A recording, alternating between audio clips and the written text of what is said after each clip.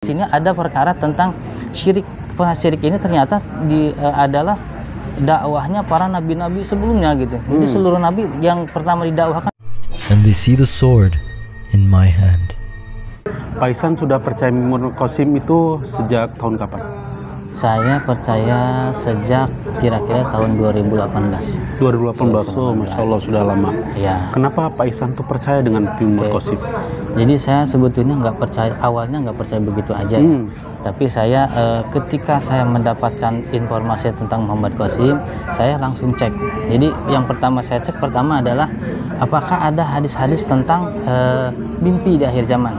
Itu yang pertama saya cek. Dan ternyata mimpi di akhir zaman itu ternyata banyak hadisnya. Hadisnya itu sahih. Jadi sekitar ada 50-an hadis yang sahih yang membahas tentang mimpi di akhir zaman. Itu yang pertama saya cek ya. Itu saya sebelum percaya ya. Jadi saya cek dulu. Nah, terus yang kedua saya juga cek Al-Quran. Jadi Al-Quran apakah ada membahas tentang mimpi-mimpi kepada para nabi-nabi begitu kan, pada utusan-utusan Allah sebelumnya gitu kan ya. Nah ternyata memang Nabi Muhammad sendiri sebelum jadi nabi itu beliau itu menerima mimpi selama 6 bulan. Jadi 6 bulan setelah saya cek.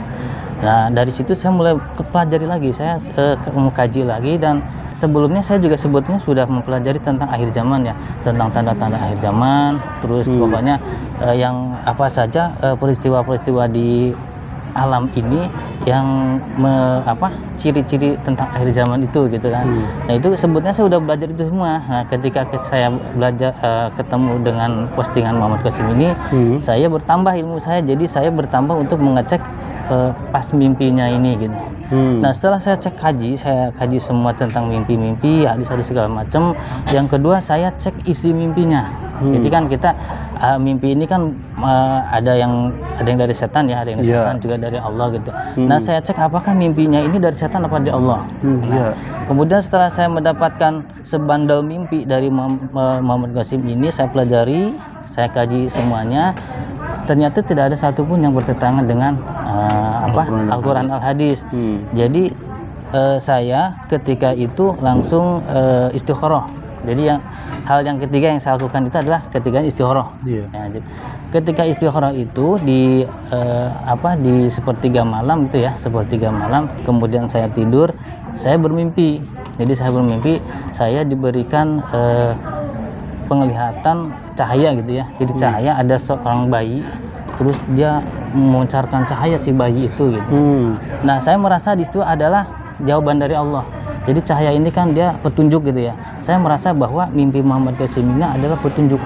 Jadi cahaya itu kan kayak yang saya tahu takwilnya itu adalah kan petunjuk gitu ya. Nah, dari situlah saya langsung percaya gitu. Nah kemudian setelah saya percaya, saya langsung menyebarkan gitu. Karena di sini ada perkara tentang syirik. Syirik ini ternyata adalah dakwahnya para nabi-nabi sebelumnya gitu. Jadi seluruh nabi yang pertama didakwahkan itu pertama masalah syirik itu. Saya sangat bersemangat untuk menyebarkan mimpi itu gitu. Ya, Masya Allah. Kira-kira seperti itu. Ya, terakhir nih Pak. Ya. Ketika Pak Ihsan sebarkan mimpinya, itu dibayar atau tidak? Saya bisa bilang wallahi gitu. Saya tidak pernah dibayar. Wallahi. Ya, terima kasih Pak Ihsan. Oke, sama-sama. Terima kasih. Yuk.